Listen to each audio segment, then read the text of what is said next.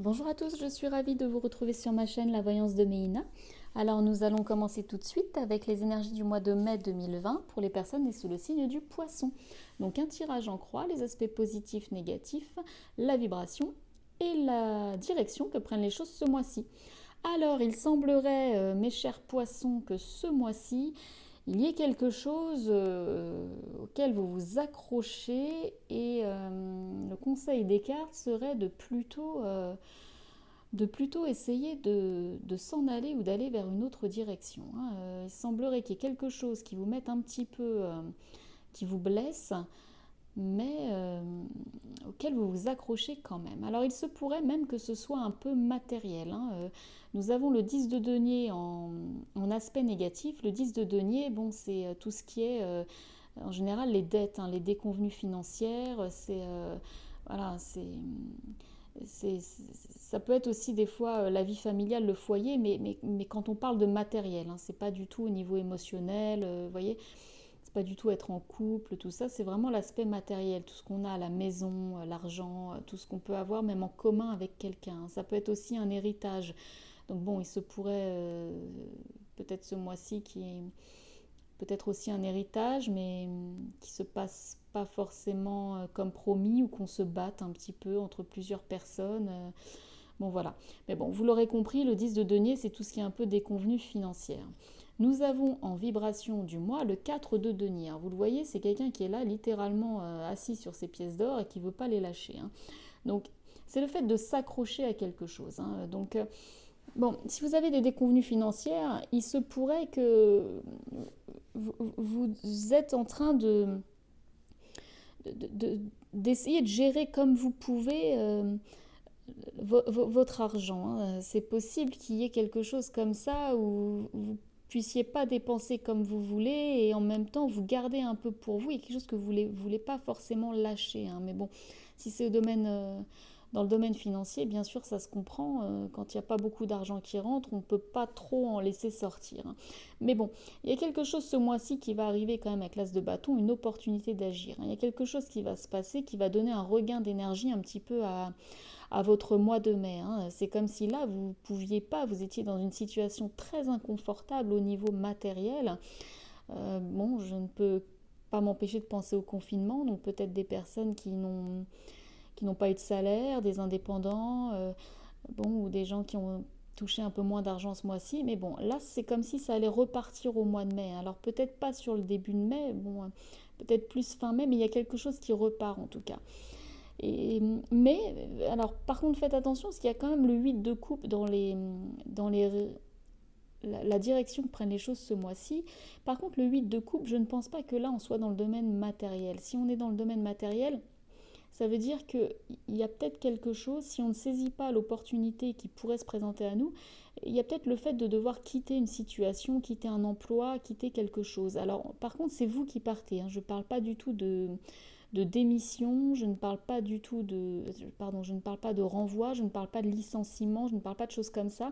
Si jamais vous partez, c'est que c'est vous qui décidez de partir parce que vous vous dites peut-être que cet emploi ne vous rapporte pas assez d'argent, que vous êtes un petit peu trop sur le qui-vive toujours à vous dire mince, est-ce que je vais avoir suffisamment d'argent, est-ce que je vais avoir assez, ou vous vous rendez peut-être compte qu'il y avait un emploi qui était peut-être précaire et vous décidez un petit peu de tailler la route comme ça et de vous en aller.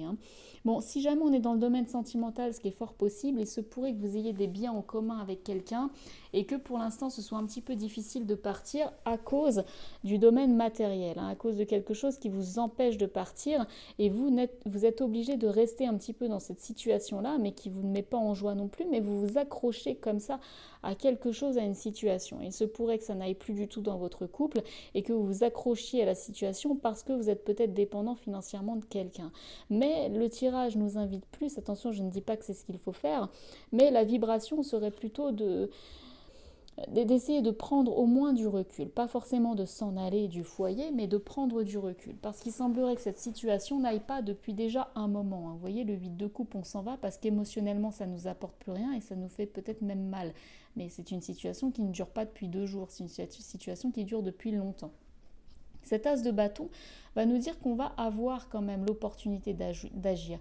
Ce sera peut-être pas vraiment sur fin mai si on est dans le domaine émotionnel et vraiment sentimental, mais il y aura cette opportunité ou en tout cas ce regain d'énergie qui va nous relancer un petit peu en se disant mais mince, qu'est-ce que je fais là? C'est quelque chose auquel je m'accroche, mais je m'accroche un peu en vain parce que de toute façon ça ne m'apporte plus rien, que ce soit même au domaine, dans le domaine un peu concret du foyer, tout ça, que dans le domaine émotionnel. C'est comme s'il n'y avait plus d'émotions. Là, on est obligé de partir parce que ça nous fait plus rien, ou il y a trop d'émotions négatives, mais on est obligé de partir.